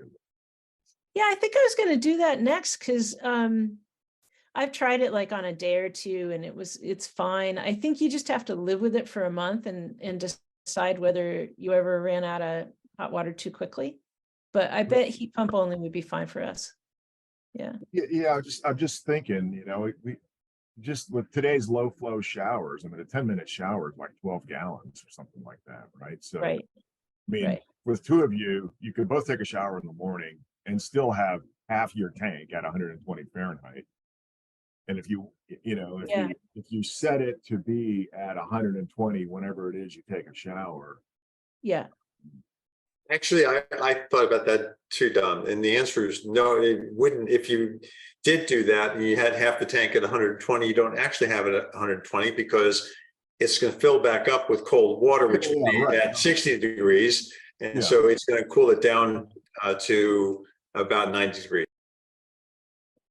Yeah, and I've noticed after a couple of showers that it'll read as empty or 1/3 full. And I don't know if it's overstating things, but when it says it's empty or 1/3 full, the water's still hot. So I'm, you know, I think it must do a good job of, you know, filling that cold water off the bottom, and there's still a little bit of hot water at the top or something. Yeah, maybe it's baffled like that. But to Jerry's point, is it just a big tank, or I mean, is the water hot at one spot and cold at the bottom? It's just a big tank. As far as I know, it's just a big tank. But if you add cold, like it should be layering itself based on temperature a little bit. Right. Yeah. Right. Yeah. I guess you just going back to your question about efficiency, I guess I would just knock it down to heat pump only, and even test it I would out. wonder if the heat pump at 125 is more efficient than resistance at 118. You might ask Steve that question, because Steve went ahead and did an experiment. You want to jump in, Steve? You ever find out what your experiment showed up?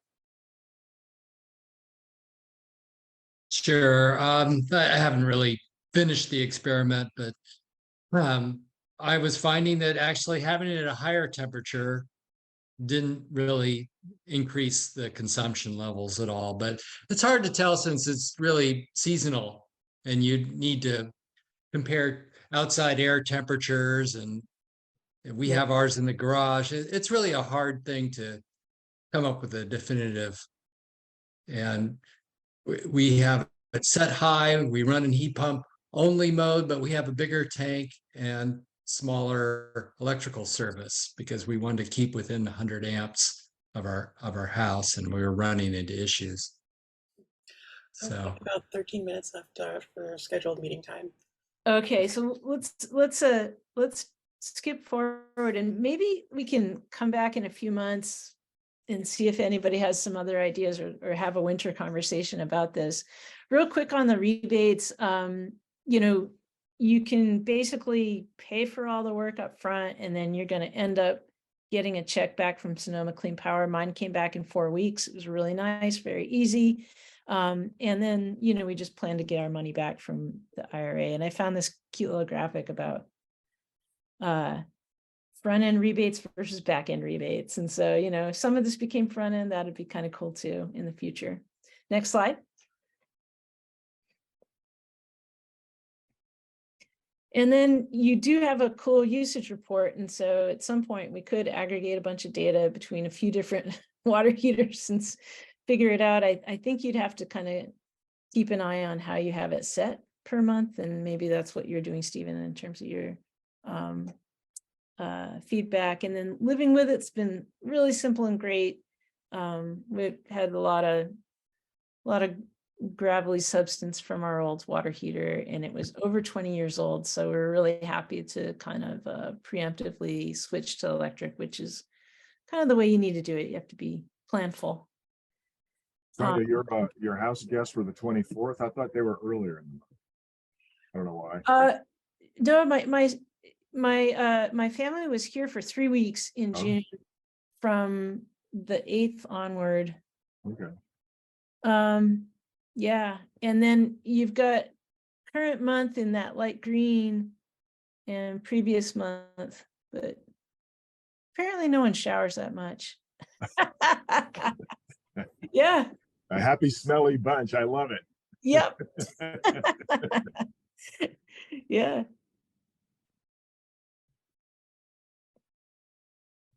Yeah, so not enough data to really understand this whole, like, you know, doubling the number of people in the house didn't seem to matter. Yeah. So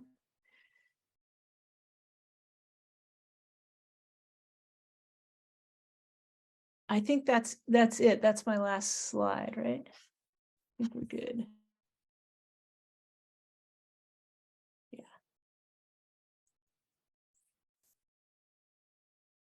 Jerry, you want to talk about electrifying everything? I'll get into electrifying everything. Just a couple of comments on the heat pumps. I have the same one, and I have the 40-gallon as well. And one of the issues I have is that the 40-gallon is connected through my routers, and I figured out how to take care of the ports so I can get the reports off of it consistently. You're muted, Jerry. You want to mute?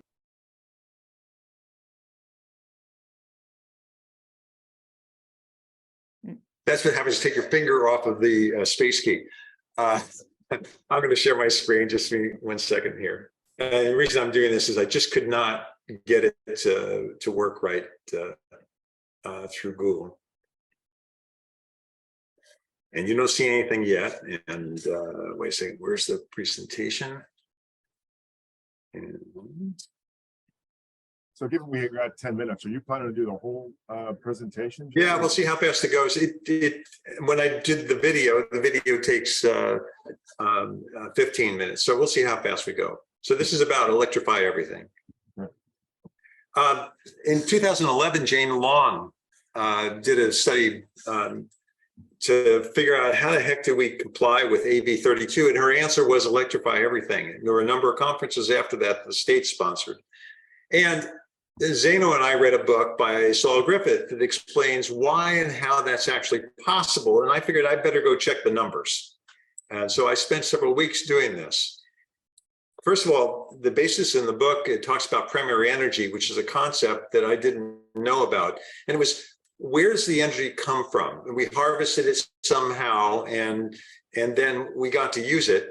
And where does our primary energy come from today? We get 32% from coal, from oil, and 27% from coal. This is reasonably recent. And that's the breakdown that we have so far. Now, the real thing is now, how do we get to everything being electric? This one we've seen multiple times before. This is from Lawrence Livermore, and every year they do this report that talks about where's the energy come from as far as the primary sources, how do we use it, and how much have we actually lost? So first of all, there's 97.3 quads. I think this was 2019, or it's 2017. We actually are dropping it. But what is a quad? And I didn't know what the answer to that was. So I went ahead and started questioning what's a quad.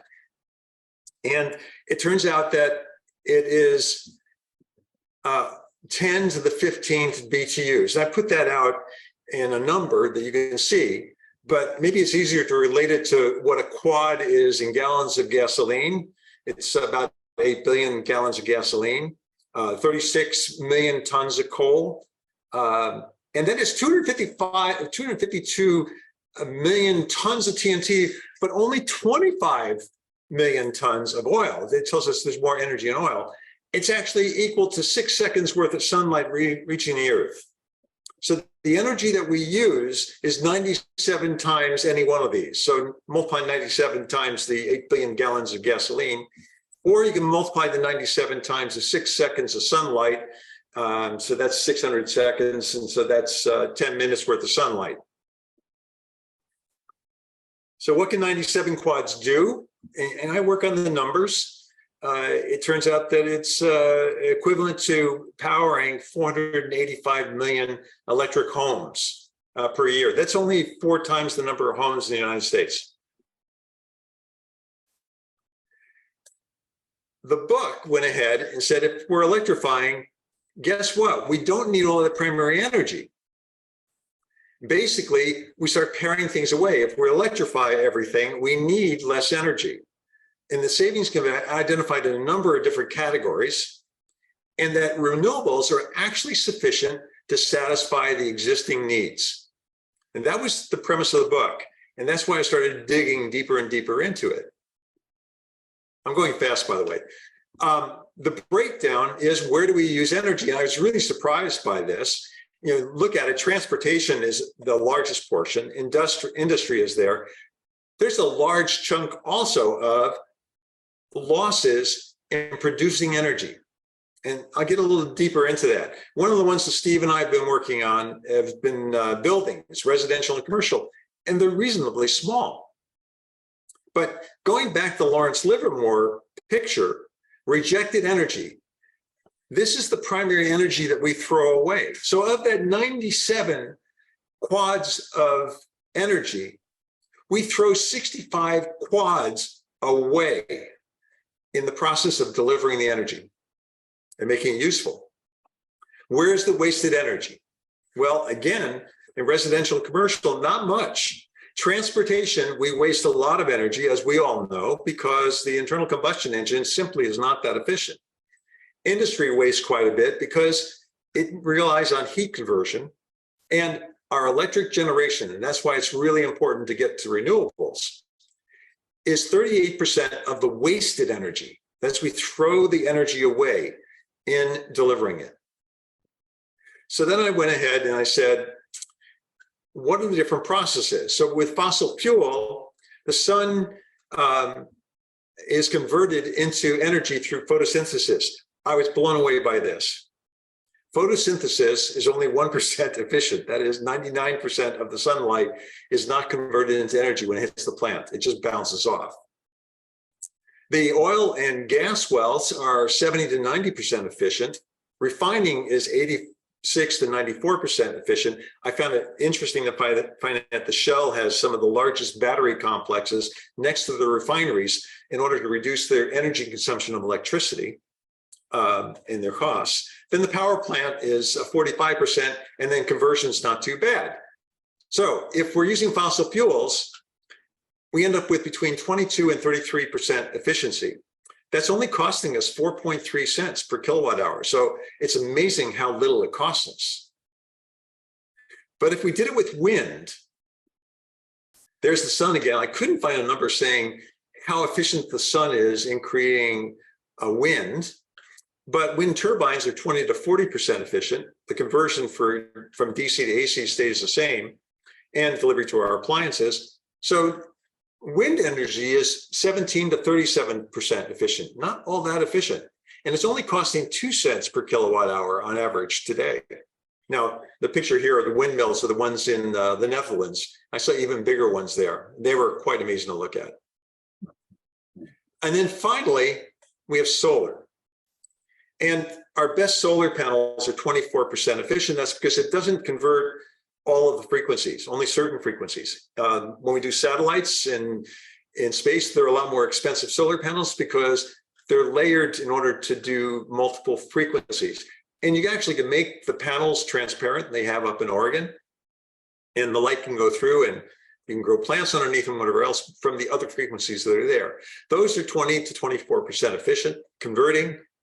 So now the total efficiency, if we ignore the solar losses, which is the same thing that we did with fossil fuels because of the 1% conversion of the sun, and with wind, solar efficiency is close to 97 to 99% efficient.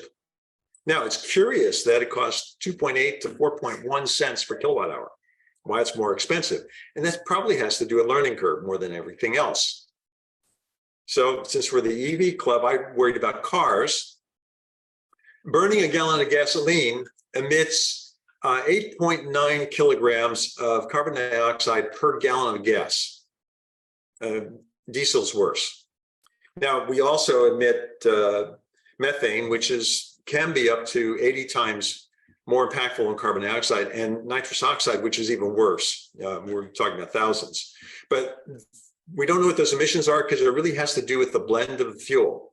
But then there's another factor that's involved in this, and wheel the tank. It takes 10.3 grams of carbon dioxide to get a megajoule of energy to your tank. And it turns out that there's about 130 megajoules in a gallon of gasoline. So about 1.3 kilograms of carbon dioxide are added on top of the 8.9 per gallon of gas. So we ended up with, if we take the US average now, which also blew me away, of 22 miles per gallon, 465 grams of carbon dioxide equivalent for every mile that we drive. Let's look at the EV. With the electric vehicle, Sonoma Clean Power's number is 0.059 kilograms of carbon dioxide per kilowatt hour. And I'm using an average of 4 miles per kilowatt hour. If it was 3, we'll have a different number. It'll be much higher, but it's really 14.8 grams per mile of carbon dioxide that we're seeing. So we're looking at something which is some 30 times less impactful by driving our EVs. There's arguments saying the power plants aren't all that efficient. Well, West Virginia happens to be the worst one. And here's what an EV looks like versus a gasoline powered as far as its emissions. But then if you have California, we're in pretty good shape. Look at an EV here, and half of the EVs in the United States are in California, versus what the gasoline would do, or the plug-in hybrid, or hybrid.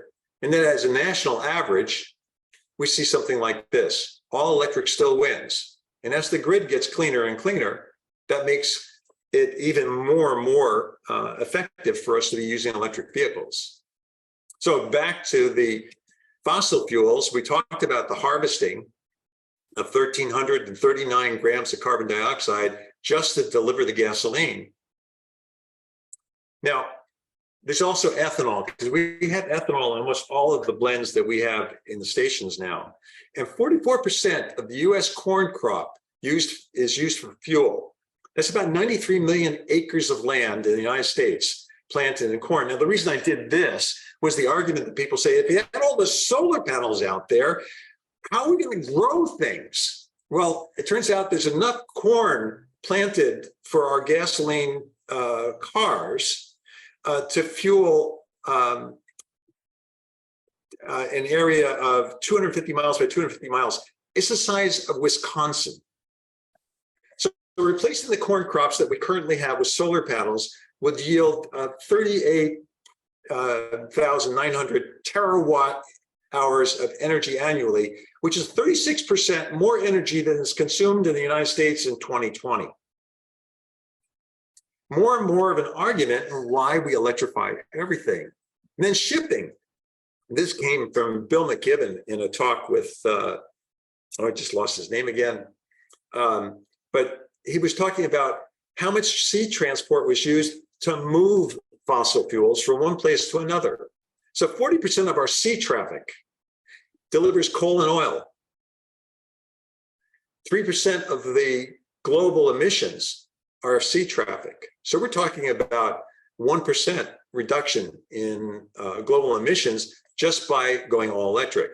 48% of US shipments, that is trucks driving around, are also delivering fossil fuels. And then finally, we have buildings. Well, insulate really is the thing to do, because if you look at this building, it's giving out most of the heat. So improving efficiency is really the thing to do. Heat pumps, on average, are about 3.15 times more efficient than gas heaters. So there's an argument for saving money by electrification alone. It falls short just a little bit, because if we look over here on the right-hand side, we see what it looks like for appliance heating for Los Angeles versus the EPA standard, or Minneapolis. So that 3.15 is an average across the country. It's better here in California. I then did an analysis, said, if I put heat pumps throughout my building, what will it look like? And damn it, I didn't get it in the right spot. But basically, the first part here is gas. So in 2021, the cost of gas per therm is about $1.86. Cost per month about $60.73. This is from PG&E's numbers for the averages of our area. Now in 2023, that cost in gas has gone up quite a bit, and the cost per month. I did the same thing for electric. This is what electric is, and our electric prices have been going up pretty fast. They're consistent. Now, the gas prices are forecast to go up tenfold by 2050. Electric will not do that. I converted the electric then into therms, and I came up with this cost, but because of the higher efficiency, here's the numbers to heat your home. The electric is pretty darn close. In 2022, it was ahead of gas. In 2023, with the numbers that we have so far, it's a little bit off. So that's something that says, everybody says electric is going to be so much more expensive. It's not. And then also there was a parable that I found in one of the books. And it talked about these two shepherds who were grazing on the same land. And as they're grazing on the land, they're finding out that the land is dying and they have to reduce the size of their flocks. But one of the shepherds figures something out. And he goes out and he gets these sheep who more efficiently convert grass into energy and into fat, and get grass with a higher content. So both of them simply convert how they're doing something. They don't give up anything. They have the same amount of income, the same number of sheep, but they're just being more efficient. And that's the direction that we need to go. So in raw numbers, where we do electrify everything, our energy needs drop by about 60%. The gain comes from more efficient machines, as well as limiting the cost of moving energy sources around the world. So the moral of the story is, we don't need to give up anything we value. We just need to spend less by wasting less resource and being smarter. And that's as fast as I can do that presentation.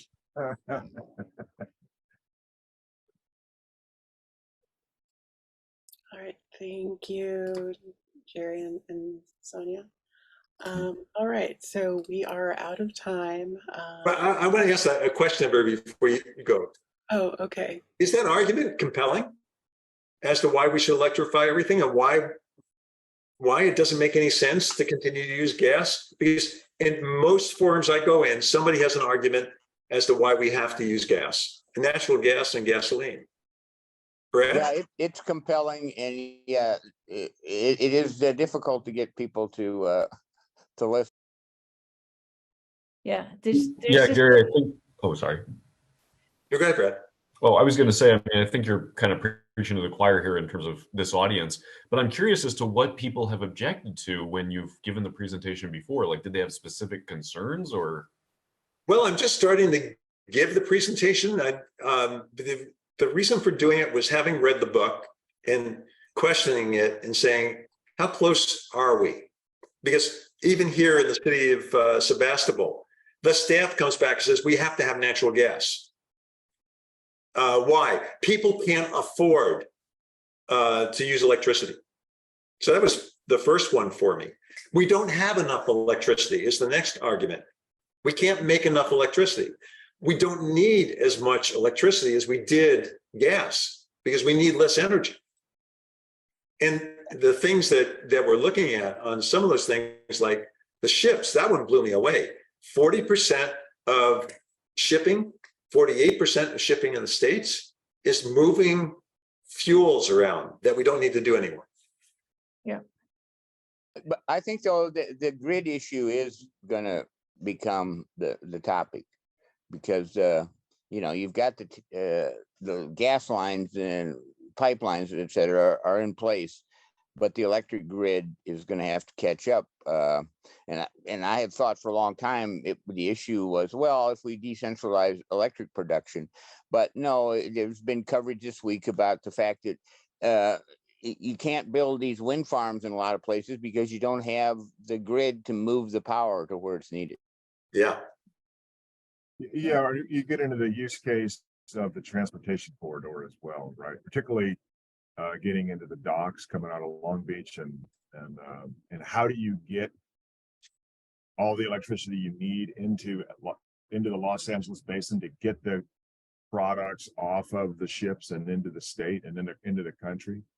I mean, if you go down in LA and you pick certain days of the week, you can literally walk across either both Highway 40 and Highway 5 on the tops of trucks. There's that many trucks coming out of Los Angeles when those ports are full. And so the whole electrification of all of that transportation corridor really needs to get thought through of how you get the energy into Long Beach to power those vehicles out of there. It's a massive problem. And I think everything you said is spot on, Jerry. And I think everything that David said is right.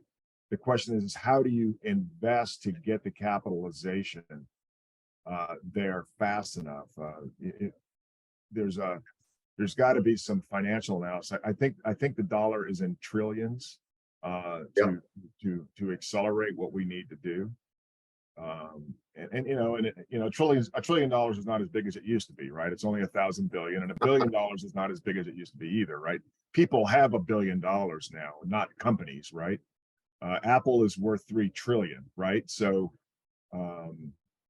getting $1 trillion is not as big as it was. We put 5 trillion into the economy through the pandemic, right? So but it's a massive amount of infrastructure investment in a very. It's curious to use that number because I met Zeno because I was introduced to him by somebody else who was working on the plan on how to raise $5 trillion a year. Yeah, that's what you need. That's about right. It's $1 billion used to be a lot of money, and now it's just 1,000 million. but the good news is that you wouldn't need so many tankers coming into Long Beach because 40% of them would be carrying fuel for those trucks. And now that's a good point. So you reduce that all by 40% and you just worry about the right things, which is powering those electric semi trucks. Well, go back to one graph that talked about the impact as far as emissions, and transportation was the largest one. That includes all of that hauling. Okay, cut that part of the pie by 40%. Right.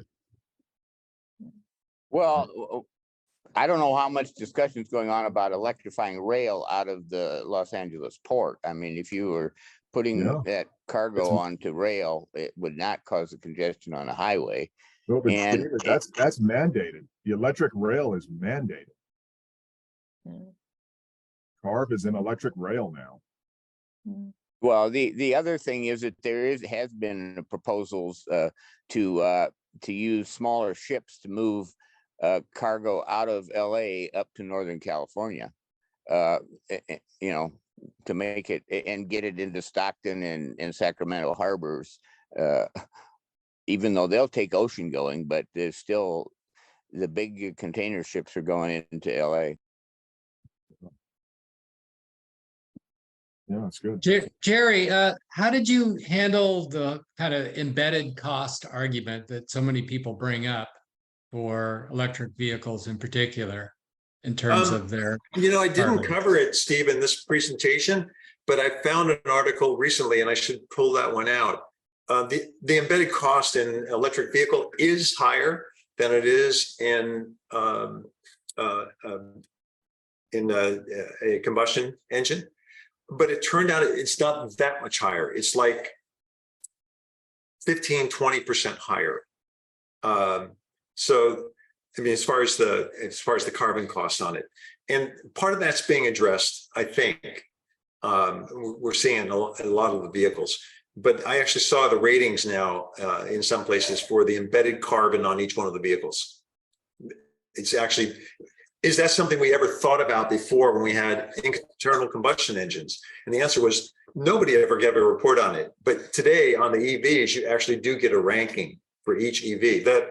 The embedded carbon on the new Volvo, I sent an article in for next month. The EX30 is it called, I think, or EX50, I forgot what it's called.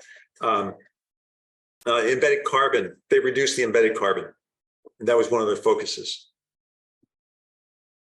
I know we're out of over time here, but one of the areas that I'd like to understand more thoroughly is I think your numbers on the generation costs are about right, Jerry, the 2 to 4% or 2 to 4 cents per kilowatt hour, maybe even 2 to 5 cents.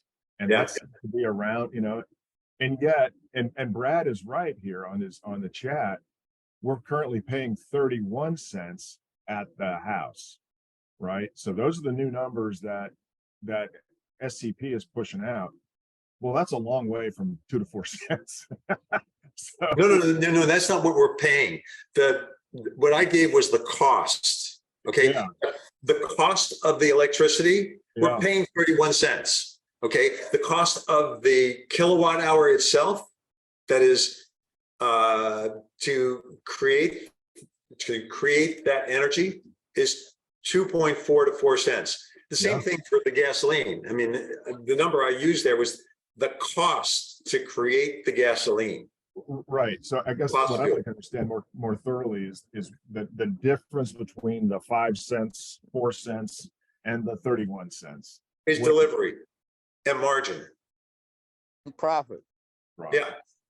Yeah. So PG&E is public utility, so its profit is less than 10%, right?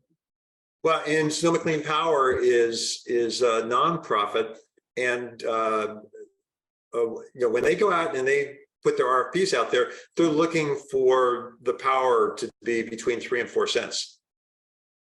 Yeah. Right. Okay. Brad? Oh yeah, just to compare and contrast. So the PG&E rate document that I threw in the chat. I mean, there's obviously a lot of tiers and timing and stuff like that, but it's 31 to 53 cents a kilowatt hour.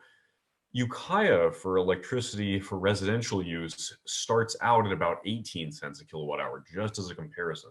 Yeah, So no, California in general, PG&E and Southern California, Edison and San Diego Gas and Electric, their rates are I think they're the highest in the country. And we have other places in the country where they're doing 5 to 10 cents. But that's our cost. And I saw our price. Okay. What I was talking about was the cost of the energy itself and making the energy available. So if you look at any one of those entities, PG&E and the other IOUs are only allowed to provide energy of their own from large hydro and nuclear. That's it. The rest they have to buy. And when they buy it, they're buying it at that cost. Sure. I just think most people experience the cost of electricity as the price that they pay, not so much the price that the utility may wholesale that cost. Yeah. When I'm doing an analysis talking about electrify everything, it's about the real cost. You can assume that ultimately that that will be reflected in our prices. Sure. I've just actually wondered if maybe some people's resistance is because electricity rates have gone up so much in the last 5 Well, years. that's what that second to last slide shows you. That second to last slide is not working on those costs. That's actually working on the retail prices. So that's an analysis of the impact you would see. You know, your monthly heating bills would go up to this year by about $2, whereas last year, if you were all electric, they would have been about $2 less.